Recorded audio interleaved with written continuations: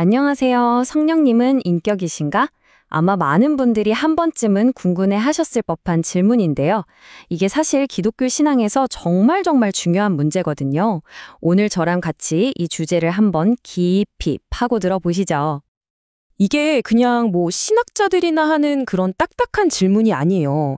왜냐하면 성령님을 그냥 우주에 떠다니는 어떤 힘으로 보느냐, 아니면 우리가 알아가고 관계 맺어야 할 인격으로 보느냐에 따라서 우리의 신앙생활 자체가 완전히 달라질 수 있거든요. 오늘 바로 이 근본적인 차이에 대해 이야기해 볼 거예요. 자, 그래서 오늘 우리가 어떤 순서로 알아볼 거냐면요. 먼저 예수님이 성령님을 뭐라고 부르셨는지 그 호칭부터 살펴볼 거고요. 그 다음엔 인격이라고 부르려면 꼭 필요한 세 가지 증거가 있거든요. 지성, 감정, 의지. 성령님이 이걸 다 가지고 계신지 볼 거예요. 그리고 실제로 어떤 행동들을 하셨는지도 알아보고 마지막으로 그래서 이게 왜 중요한데 하는 부분까지 확실하게 짚어보겠습니다. 좋아요. 그럼 바로 첫 번째 단서부터 시작해 볼까요? 바로 언어입니다.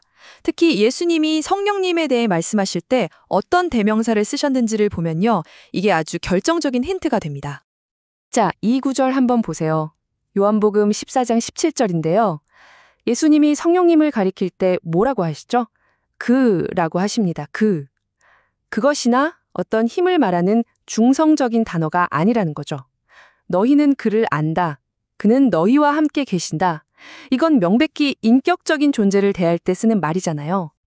이 구절도 마찬가지예요. 내가 가면 그를 너희에게 보낼 거다. 그가 와서 세상을 책망할 거다. 계속해서 그라는 인칭 대명사가 나오죠. 이게 그냥 우연히 문법적으로 그렇게 쓴 게 아니라는 거예요. 예수님께서 성령님을 어떤 것이 아니라 자신과 같은 누군가로 인격적인 존재로 소개하고 계시다는 아주 강력한 증거라고 할 수 있겠습니다. 여기서도 또 그가 너희를 모든 진리 가운데로 인도할 거다라고 하시죠. 이렇게 예수님이 직접 하신 말씀을 보면 성령님을 인격으로 묘사하려는 의도가 정말 명확하게 보여요. 단순한 영향력이나 어떤 힘이 아니라 의지를 가지고 우리를 이끌어주시는 인격적인 안내자, 바로 그런 분이라는 거죠. 자, 이제 언어적인 증거를 봤으니까요. 조금 더 깊이 들어가서 철학적으로 또 신학적으로 한번 따져보겠습니다. 우리가 보통 어떤 존재를 인격이라고 하려면 세 가지 요소가 필요하다고 하거든요. 바로 지성, 감정, 그리고 의지인데요. 과연 성령님도 이 세 가지를 모두 가지고 계실까요?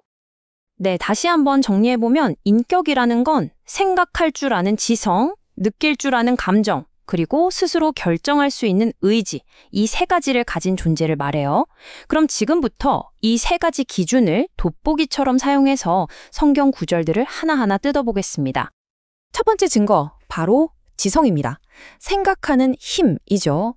지성이라는 건 단순히 뭔가를 안다는 걸 넘어서서요. 깊이 생각하고 파악하고 탐구하는 능력을 말하는데 성경은 과연 성령님께 이런 지성이 있다고 말하고 있을까요? 이 구절 정말 대단하지 않나요? 성령님께서 모든 것을 살피신다, 심지어 하나님의 깊은 생각까지도 통달하신다고 말하고 있어요. 뭔가를 살피고 이해하고 안다는 건 이건 명백히 지성이 하는 일이잖아요. 그러니까 성령님은 그냥 정보를 전달하는 메신저 같은 존재가 아니라 스스로 생각하고 아시는 지적인 분이라는 거죠. 자, 두 번째 증거는 감정입니다. 감정을 느낀다는 것도 인격의 아주 중요한 특징이잖아요. 한번 생각해 보세요. 전기나 중력 같은 비인격적인 힘이 화를 내거나 슬퍼할 수 있나요? 없죠. 그럼 성령님은 어떠실까요? 성경을 보면 놀랍게도 우리가 하나님의 성령을 근심하게 할 수 있다고 말해요. 근심이라는 감정, 이건 정말 인격적이고 관계적인 감정이잖아요. 어떤 힘은 근심할 수 없어요. 하지만 인격은 특히 사랑하는 대상이 잘못된 길을 갈 때 근심할 수 있죠. 바로 이 구절이 성령님께서 우리와 감정적으로 연결되어 계시다는 걸 보여주는 겁니다. 네, 이제 마지막 세 번째 증거, 바로 의지입니다. 스스로 선택하고 결정하는 능력이죠. 만약에 성령님이 그냥 하나님이 쓰시는 도구나 힘에 불과하다면 자기만의 독립적인 의지라는 게 있을 수 없겠죠? 그런데 이 구절을 한번 보세요. 성령님이 그의 뜻대로 각 사람에게 은사를 나누어 주신다고 딱 명시하고 있어요. 여기서 제일 중요한 표현이 바로 그의 뜻대로입니다. 이건 뭐죠? 성령님이 누군가의 조종을 받는 게 아니라 스스로 판단하고 결정하시는 독립적인 의지를 가지고 계시다는 걸 아주 명확하게 보여주는 거죠. 자, 지금까지는 성령님의 내적인 특성, 그러니까 지성, 감정, 의지를 살펴봤는데요. 그럼 이제는 그분이 겉으로, 실제로 어떤 행동을 하시는지 한번 보겠습니다. 성령님의 활동이 그냥 막연한 영향력 정도인지 아니면 정말 인격적인 존재가 하는 구체적인 행동인지 같이 확인해 보시죠. 성경을 보면요. 성령님이 하시는 일들이 정말 다양하고 구체적이에요. 우리를 가르치시고 인도하시고 또 우리를 위해서 대신 기도해 주시기도 하고요. 직접 말씀도 하시고 어떤 건 하지 말라고 금지하시기도 합니다. 이 모든 행동들은 그냥 어떤 힘이 작용하는 게 아니라 지성과 의지를 가진 인격만이 할 수 있는 그런 일들이죠. 특히 이 구절은 정말 놀라워요. 성령님이 직접 1인칭으로 말씀하세요. 내가 불러시키는 일을 위하여, 나를 위하여 라고요. 이렇게 스스로를 나라고 지칭하는 건 자의식을 가진 인격만이 할 수 있는 표현이잖아요. 직접 계획을 세우고 사람을 부르시는 아주 주체적인 모습을 보여주고 있습니다. 여기서는 한 걸음 더 나아가는데요. 성령님께서 초대교회 지도자들과 마치 회의에 같이 참석한 멤버처럼 결정을 내리시는 장면이 나와요. 성령과 우리는 이렇게 결정했다. 이 표현 정말 대단하지 않나요? 성령님이 인산 지도자들과 동등한 인격체로서 의사결정 과정에 직접 참여하셨다는 걸 보여주는 거죠.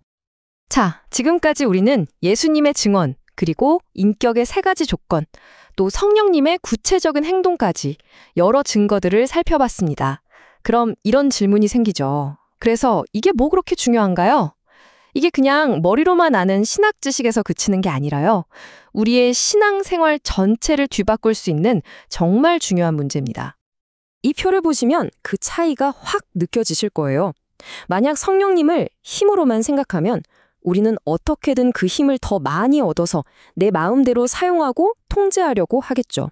마치 전기를 다루듯이요. 하지만 성령님을 인격으로 본다면 이야기는 완전히 달라집니다. 그분은 우리가 사용해야 할 대상이 아니라 우리가 알아가고 사랑하고 그분의 뜻에 순종하며 깊이 교제해야 할 분이 되는 거예요. 통제의 대상에서 관계의 대상으로 바뀌는 거죠. 엄청난 차이죠. 그래서 마지막으로 여러분께 이 질문을 던지면서 마무리하고 싶습니다. 만약 우리가 오늘 함께 나눈 이야기처럼 성령님을 우리 곁에서 우리를 돕고 인도하시는 인격적인 상담가이자 친구로 진정으로 믿고 대한다면 과연 우리의 기도 생활, 우리의 예배, 우리의 하루하루가 어떻게 달라질까요? 이 질문을 마음속에 품고 한번 깊이 생각해 보시는 시간이 되셨으면 좋겠습니다.